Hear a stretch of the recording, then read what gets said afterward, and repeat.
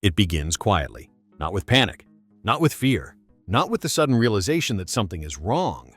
It begins with a small decision. You step off the trail. Maybe it was curiosity. Maybe you saw something interesting between the trees. Maybe you thought you could take a shortcut. Maybe you simply stopped paying attention. And at first, nothing feels different. The forest looks the same as it did before. The air feels the same. The ground feels solid beneath your feet. You walk forward without concern, because in your mind, the trail is still close. You assume you can turn around at any moment. You assume you are still in control. But when you finally decide to go back, there is nothing there. No clear direction, no familiar shape, no sign of where you came from. Just trees, the same trees in every direction. Your brain immediately tries to fix the problem. You pick a direction that feels right. Not because you know, but because you believe. And belief feels like control. You walk faster. Your eyes scan for familiar ground, for footprints, for broken branches, for anything that proves you are not truly lost. But the forest does not care about your expectations. It does not offer confirmation. It offers silence. Minutes pass. You adjust direction, then adjust again. Each choice feels logical. Each step feels productive. But slowly, something begins to change. The light begins to weaken. Not all at once, but in stages so subtle you barely notice. Colors begin to fade. Greens become gray. Shadows grow longer. Depth becomes harder to judge, and the forest begins to flatten into shapes instead of details. This is when the situation changes. Not because you are more lost, but because time is no longer on your side. Darkness in the forest does not arrive like a switch. It arrives like a slow closing door. And once that door closes, everything becomes more expensive. Every movement requires more effort. Every decision carries more risk. Your brain begins to shift into urgency. It tells you to move faster. It tells you to try harder. It tells you that stopping means failure. This instinct feels correct, but it is the instinct that gets people hurt, because movement in darkness is inefficient. Your feet cannot see the ground clearly. Your balance becomes less reliable. Your reaction time slows. A route that would be easy to step over during the day becomes a hazard. A small drop becomes invisible. A misstep becomes injury. An injury, in isolation, becomes emergency. The forest does not need to attack you. It only needs to wait, because exhaustion makes mistakes inevitable. And mistakes create consequences. Your breathing becomes heavier, not because the terrain has changed, but because uncertainty consumes energy. Your brain is working harder. Your muscles are working harder. Your stress response is active. Your body is burning fuel faster than normal. This is the moment where survival changes from navigation to preservation. You are no longer trying to win. You are trying to avoid losing. The most dangerous decision you can make now is to continue moving without purpose, because energy is no longer guaranteed. Energy is now a limited resource, and the forest is patient. The temperature begins to fall.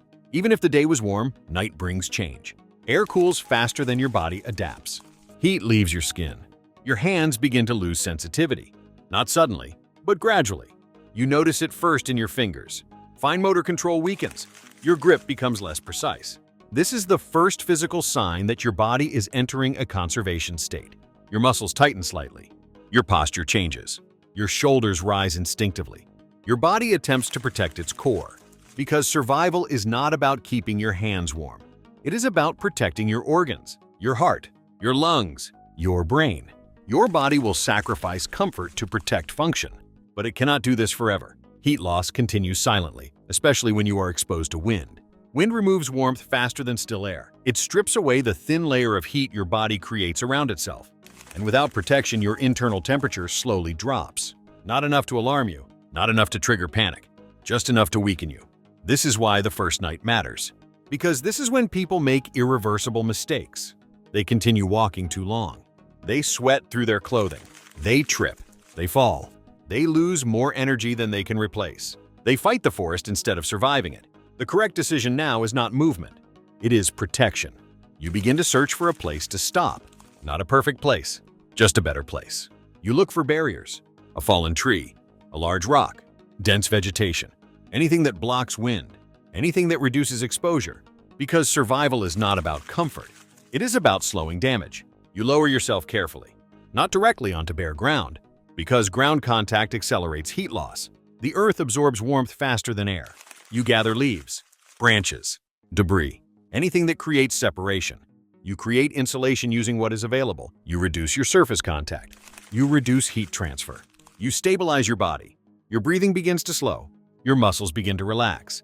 This is the moment survival becomes possible. Not because you escaped, but because you stopped making the situation worse. The forest grows darker. Sound changes. Night carries noise differently. Small movements feel larger. Distant sounds feel closer. Your brain remains alert, but alertness consumes energy. You must balance awareness with conservation. This is where discipline matters. Not strength, not speed, discipline. Because fear encourages action, but survival often requires restraint. You remain still. You protect your energy. You protect your heat. Time becomes slow. Minutes feel like hours. Hours feel endless. Fatigue builds gradually. Your brain attempts to shut down non-essential processes. It encourages sleep.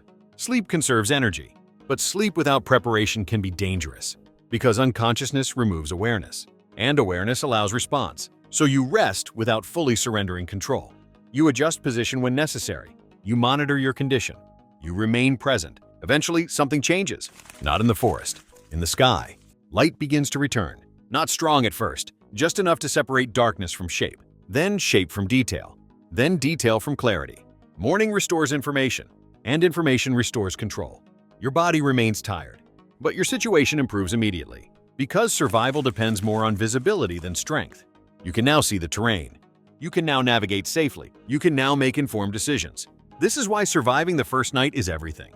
Because the first night is when energy is lost, when injuries occur, when mistakes compound.